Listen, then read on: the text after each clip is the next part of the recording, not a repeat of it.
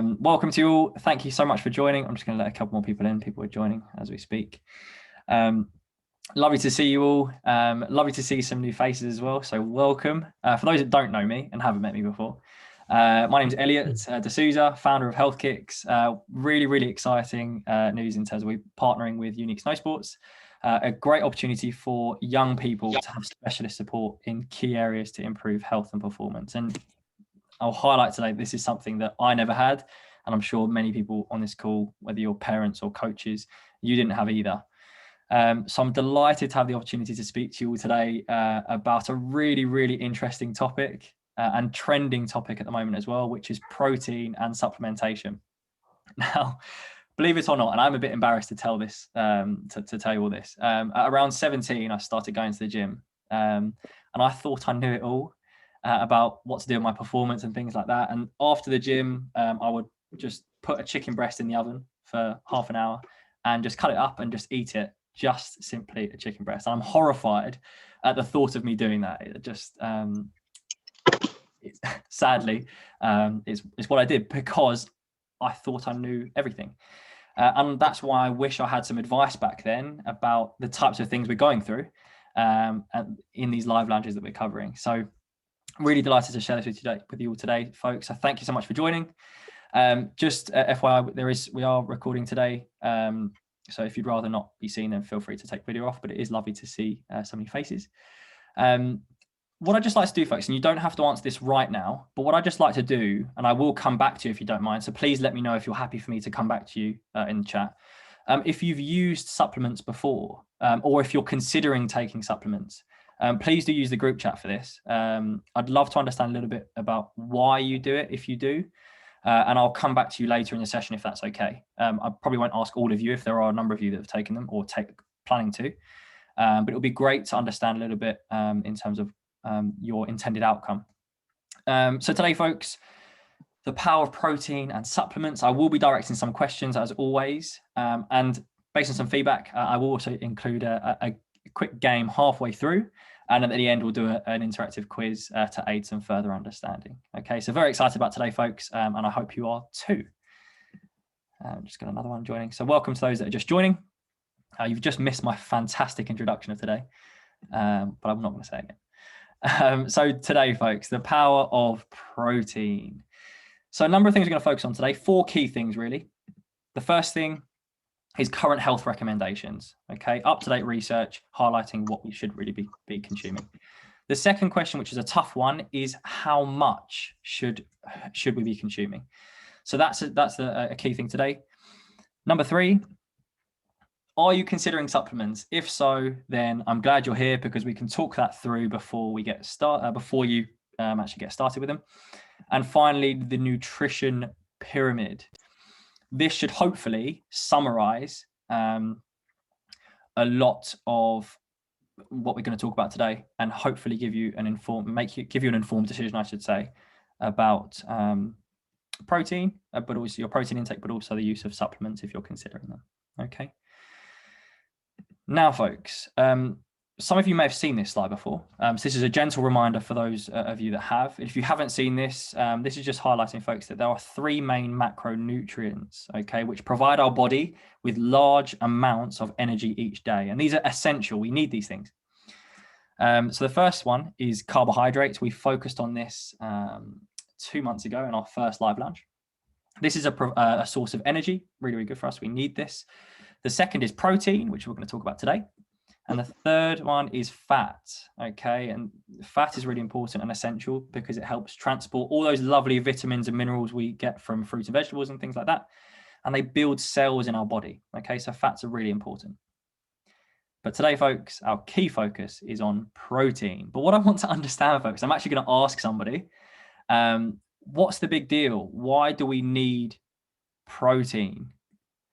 So I actually can't. I'm just going to see if I can see who's on this because we've got a number of people. So I'm just going to ask somebody at random if that's okay, folks, and feel free if you'd rather not speak. Let's go to Lindsay Flitten. Any ideas? What's the big deal? Why do we need protein? And sorry for putting you on the spot, Lindsay. I hope that's okay. That's all right. The three of us. I'm making Zoe answer. No worries. Or Any ideas? heat, protection of the muscles, repair. Lovely. After exercise. Very good. And I think that's it. Fantastic. So protection of the muscles and repairing things absolutely after exercise. Love that. Thank you very much to the three of you. That's excellent. So yes, that's fantastic. So ultimately, folks, it's growth and repair, and yes, recovery as well. So think about yourself, you 1 year ago today. Think about how much development has occurred over that time. Now, yes, it could be this. Okay, it could be your height. You could have grown. But think about other things. Think how many times you have cut your hair over the past year. Think how many times you've cut your nails. Hopefully you've cut your nails as well. And think of that cut on your finger last week that's now no longer there. So protein is just fantastic. It really is amazing in terms of how we can just repair ourselves. But yes, absolutely what Zoe just mentioned in terms of recovery and protection of muscles and repairing and growing muscles, absolutely, that's really important as well. So thanks so much for that again, for the three of you. Another thing, folks, is that protein, a really important part of protein is that it can increase satiety. So in other words, it makes you feel fuller. Okay, so many diabetes patients I work with, it's actually really common to find that they have too little protein in their daily intake. So something they do, one of the things they do, is increase their protein intake to help them feel full up. This then means that they don't feel the need to snack on certain foods and eat more than they actually should. Okay, so this is a great thing for young people to consider as well. So another thing, we have touched on this before, folks, but again, for those that haven't seen this before, this is the Eat Well guide. Okay, so this is up-to-date research in terms of representing what a typical person, young person or adults, should consume in an average day. Of course, this does look a bit like a plate because it's circular, and a few years ago it actually did have a knife and fork on it, but they've since removed that. But this simply highlights, folks, balance of different food groups. Okay, so you can see fruit and vegetables here, you can see starchy carbohydrates here, you can see protein here. The three main macronutrients that we just discussed, fats, protein, and carbohydrates. So for example, bananas would, yes, they're in fruit and vegetables, but they're deemed a carbohydrate. So they're kind of mixed within these. Milk, for example, yes, is a dairy in food group, but it would also be deemed a fat, but also protein as well. So there's kind of mixed things in there. Now, in the first live lounge, folks, you may remember I actually encouraged you all to write down a full day of intake and compare this to the Eat Well guide. And I did say that you may find some interesting things about your own intake. Now, I would really love to hear from those of you that have actually done this, whether children, families, coaches as well. If you haven't done it, then I highly recommend you do, because you may be missing a trick. You may actually find out something very, very important about your lifestyle. And please do email, message me, DM me, however you want to contact me. I really would love to hear about it, and hopefully I can support in any which way I can as well. But today, folks, we're simply focusing on protein. Now, a big question is how much. Okay, so a really interesting point, folks, which may surprise you, is, interestingly, it's been found that many children actually need more protein per kilogram of body weight than adults do in order to support their growth. Now, again, when you actually look at that, take a step back and think, actually, yes, children are growing a lot quicker than us adults. So yes, perhaps they do need more protein. Now, a general guide can firstly be 2 to 3 portions per day. Okay, this can be for children and adults, by the way, folks, as well. Okay.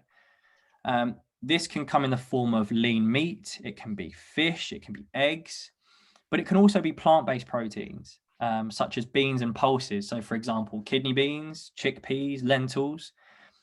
Now, it's very common now, folks, that more and more people are going meat and dairy free. So even with the options above, there is still adequate opportunities to consume the right amount of protein that you need to grow and develop. Now, again, I'm going to test some of you here, folks, and I'd actually just like for you to just shout these out because otherwise we could be here for a long time. Oily fish. Oily fish is something it's recommended as a minimum to consume at least once per week. Okay. And I've got a simple acronym here, folks, and it's SMASHED. So these are for the kind of main oily fish. Now, feel free to just unmute. This could be a bad idea because you could just be shouting out over on top of each other, but feel free to go up. So the first S, does anybody have any ideas what the first S might be for an oily fish? Fire away. Salmon. Salmon. Salmon. Yes, absolutely. So salmon, yes, is the first S. Thank you very much, folks. M, any ideas for M? Mackerel. Mackerel. Yes, very good. Mackerel. A, this is quite a tough one. A, smaller. Anchovies. Anchovies, yes, very good. The next S, any ideas? Sardine. I think I had sardines. That's right. Yes, very, very good. I think that was Heather, actually. Well done, Heather. H is a tough one. Not very common. Haddock's a great one, but it wouldn't be deemed an oily fish. It's a white Herring. A very good idea. Yes, herring would be deemed the oily fish, but haddock was a great guess. I think that was one of the Flittons. Thanks for that. And finally, T. Trout. Tuna. Interesting. So we've got trout and tuna. Now, tuna is a very, very common answer and it's very, very good for you. But tuna, because there's a little bit too much mercury in there, wouldn't be deemed an oily fish. But yes, very, very good guess. But yes, the final T, the last one, which is T, is trout. So folks, these are the oily fish. Ideally, we want to be consuming these at least once a week. However, if you don't eat fish, then of course you will need to get your omega-3s. So these are the type of fat, a very, very healthy fat, really, really good for us. We will talk about fat at some point in the future. And if any of you have any questions on that, then feel free, we can speak about that at sometime soon. You will need to get your omega-3s from somewhere else. Now, these can be found in things like walnuts, flax seeds, and linseeds. Okay, so they're kind of the meat or dairy-free options, of course. Now, for young people, the intake should be around 10 to 20% of our daily energy intake. That should come from protein. And we're going back to macronutrients here, okay? So 10 to 20%. Ideally, the majority of this should come from non-processed foods, okay? So what I mean by processed is things added to it or taken away from it. So things like ham, bacon, and sausages, they are deemed as protein, they are. However, they're not recommended all the time, okay? Now, I'm going to get a little bit specific here, folks, because I'm aware that some of you really do want and need that specific information. So feel free to switch off if you don't want to listen to this part, but hopefully this will make sense with the example I give.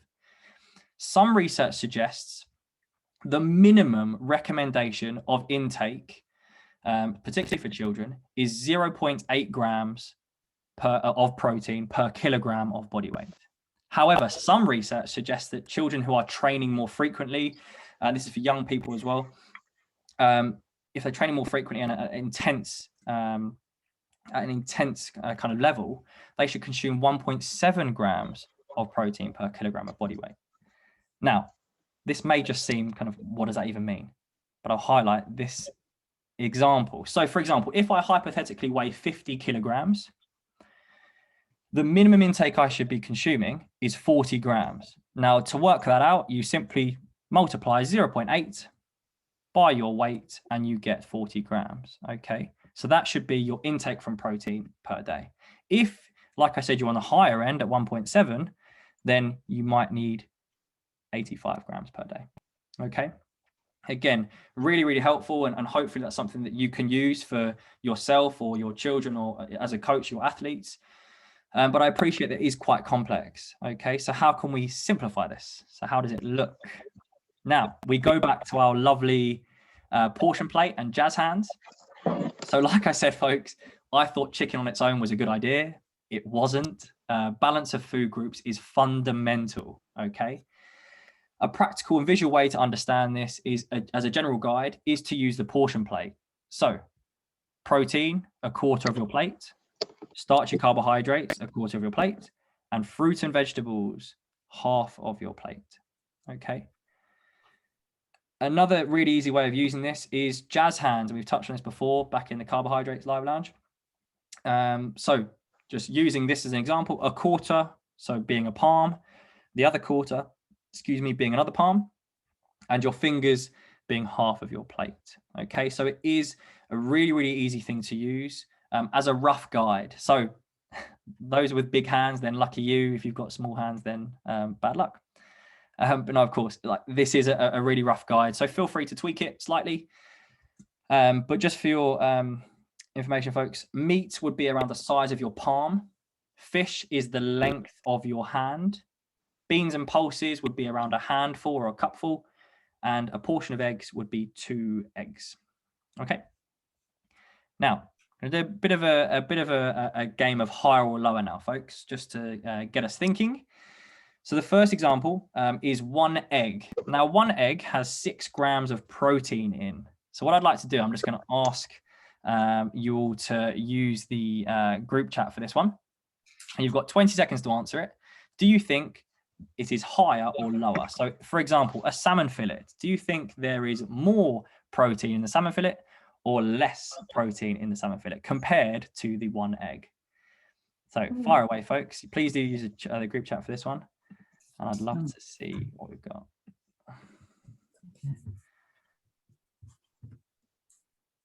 Okay. Right, so Rob's gone higher. I think everyone said higher. Peter's gone less. Okay, interesting. Right, the answer, folks, is 23 grams. So it's higher. Okay. So thank you for that one. The next one is 400-gram tin of chickpeas. What do we reckon? Higher or lower?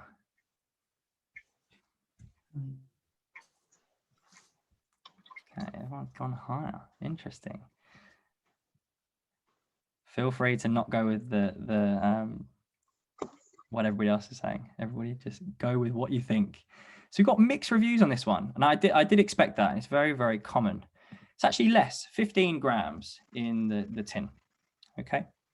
And the last one is a handful of cashew nuts. Now, I just want to highlight here, everybody, that a handful of nuts that we consume we typically consume more than a handful because a handful is quite small.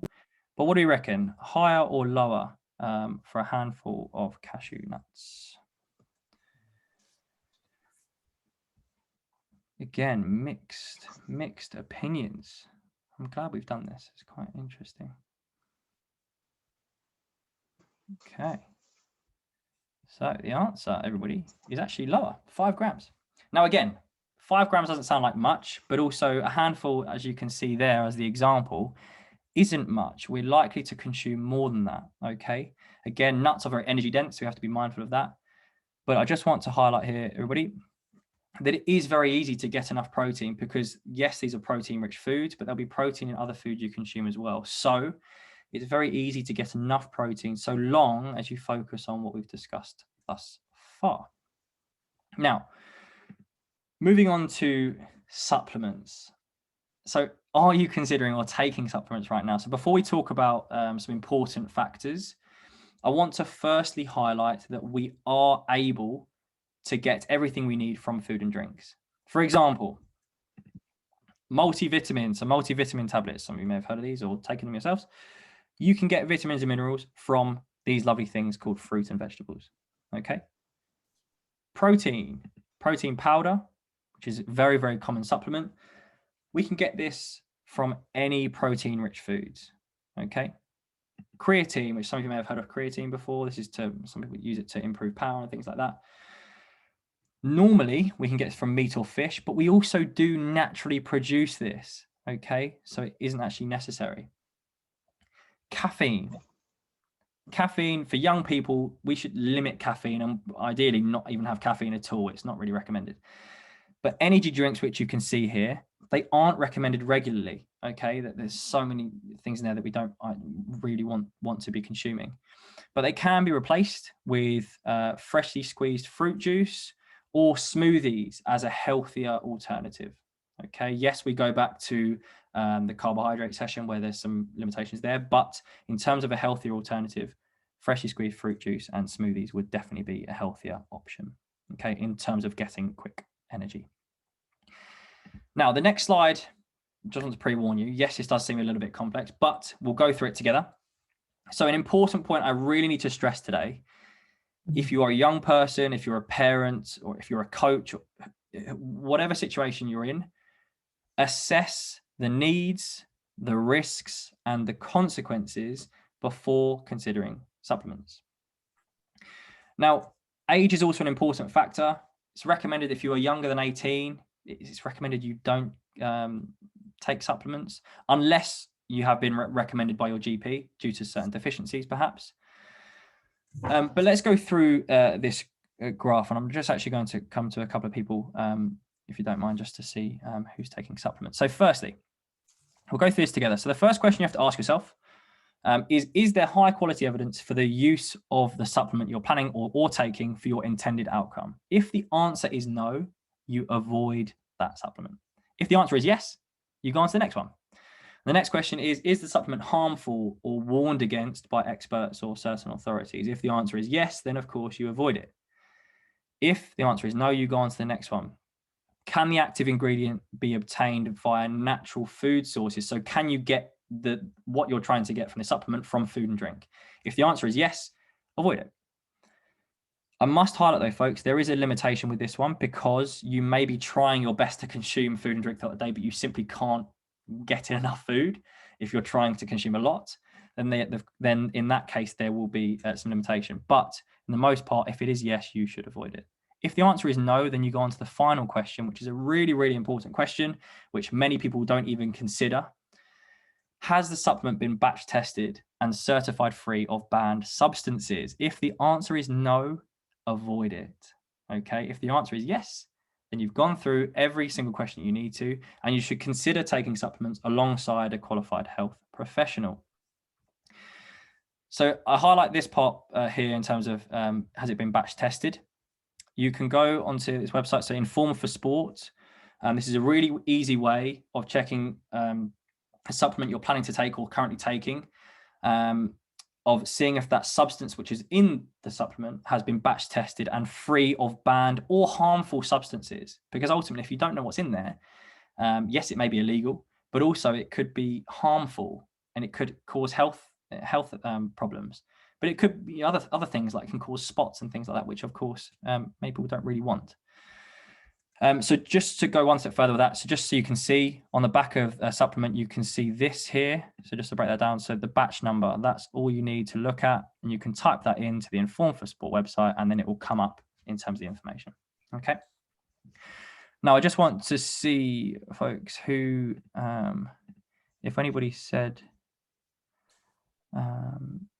oh, John, I've just seen your point in terms of what about sugars in fruit juice if you're diabetic. Absolutely. So what we discussed in the first live lounge with carbohydrates, fruit juice, if you are taking fruit juice, and this is a little bit more specific information because I do work with diabetic patients, no more than 150 milliliters per day of fruit juice. But ideally, you don't really want to be having too much in the week, to be honest.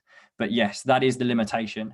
But in terms of a healthy alternative to those kind of energy drinks, yes, fruit juice will be better. But yes, absolutely, you do have to be mindful of fruit juice because of the less fiber. So if you're trying to have fruit, then I'd just recommend having fruit. But great question, sir. Thank you for that. Okay, Emily and John also said they take supplements. So Emily, do you mind if I come to you, because you said it's a game changer? So I'm interested to hear kind of what was the outcome, what did you use them for, and you say it's a game changer. So I'm intrigued to hear some success, perhaps. I don't know.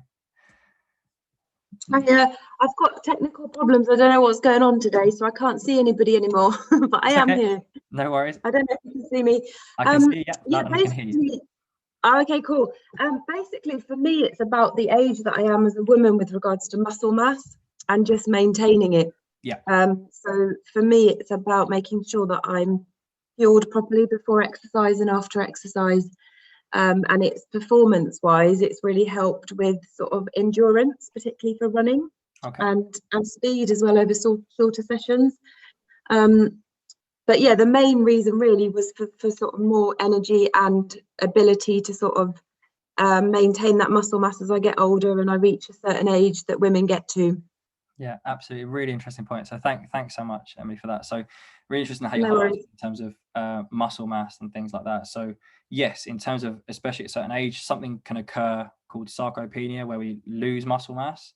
And so yes, absolutely, maintaining muscle mass is really important, particularly as we age. But yes, repairing ourselves and growing as well for young people, it is important, absolutely. So I'm really interested to hear that. So thanks very much. I know Rob, you take supplements recently, right? So would you mind just sharing what are your thoughts on them? Why are you taking them, and how do you feel about it? And also, would you recommend them? Yeah, so can you hear me? Yeah, all good. Yeah, okay, cool. I only really started taking just normal whey protein this summer, really, and that was only from my S&C coach, just saying that I need to get a certain amount of protein each day, which is roughly what that chart was that you showed before. My chart is kind of like every pound of body weight, I need a gram of protein, roughly. That's the bare minimum for me. Mm-hmm. And then at the moment, just in my training, he's saying that I need to hit a slightly higher rate than that, just purely because it's more of a strength phase. So obviously, like what Emily said, it's recovery and then obviously growth as well to just get stronger. And so, yeah, I've started doing that, and that's kind of helped me out a lot easier, because obviously if you're trying to spend a load of money on loads of different meats, then just having normal protein shakes is, I guess it's slightly cheaper way, but in the end it's still going to cost something.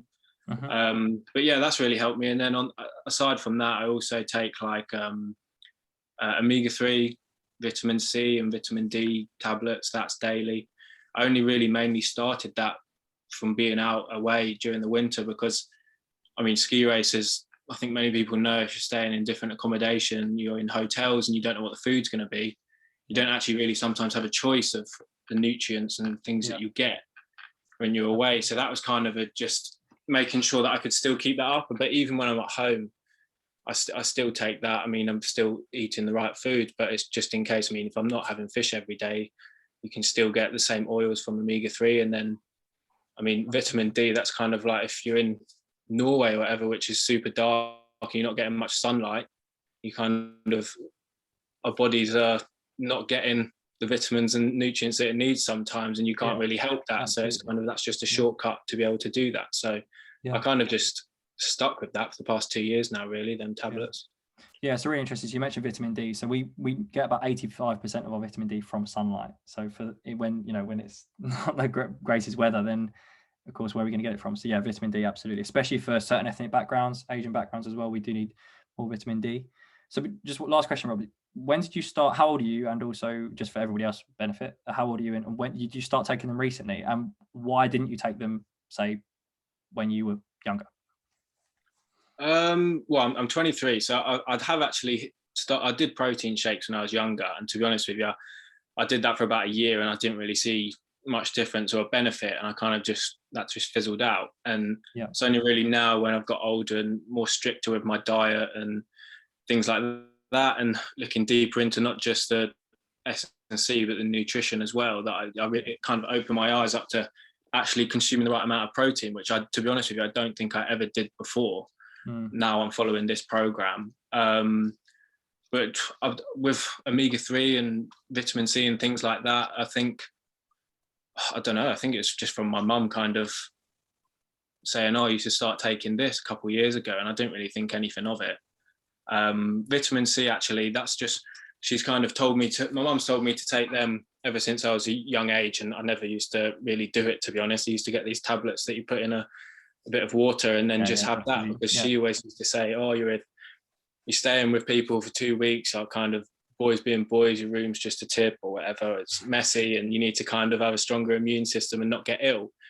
And ever since I've kind of religiously started doing that and taking that in the past 2 years, I can honestly say I actually haven't been ill. Can't remember the last time I've been ill in the last 2 years from taking all these like tablets and vitamins. And it's not that I wasn't getting the nutrients before from food or whatever, or the vitamins. But I think that has really helped, because I think there are days that go by where you definitely don't get the right amount of vitamins in your body, and you don't really think anything of it. So I think that's just where it started, really. So I mean, I would recommend it for anyone, really. But yeah.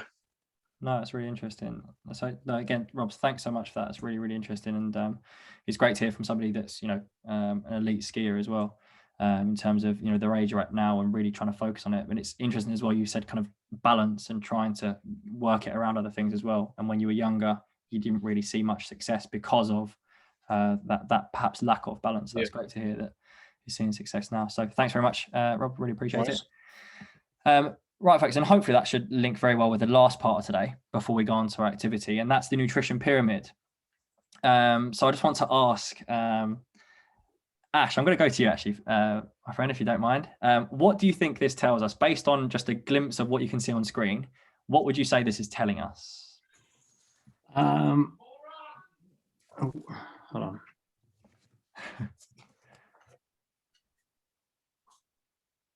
Sorry to put you on the spot. Sorry about that. So someone come into my room. No, I would say that's just a pyramid of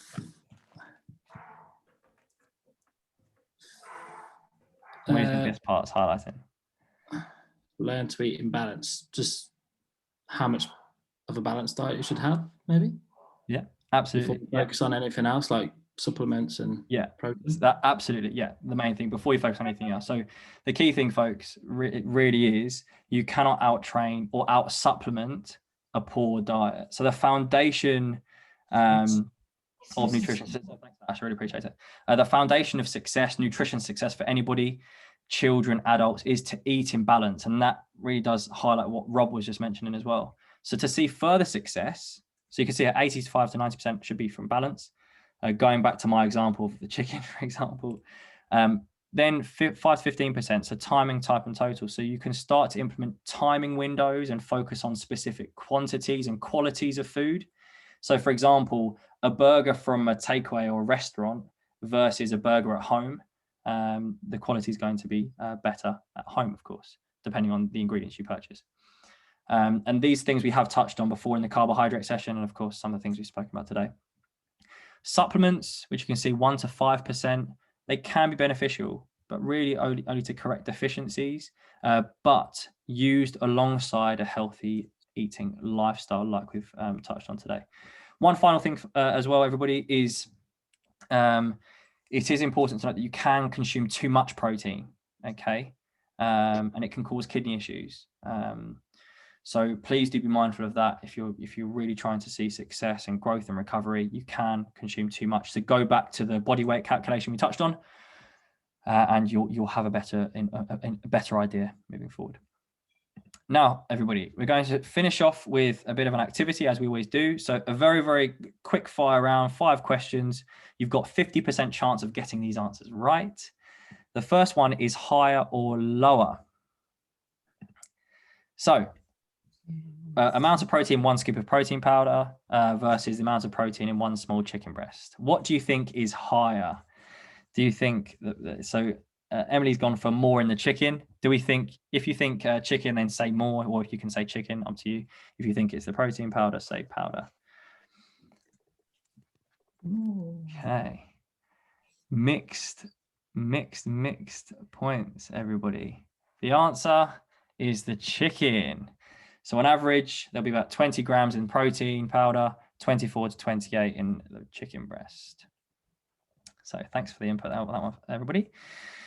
The next one. Now, hopefully this really interests you, because it was blew my mind a little bit.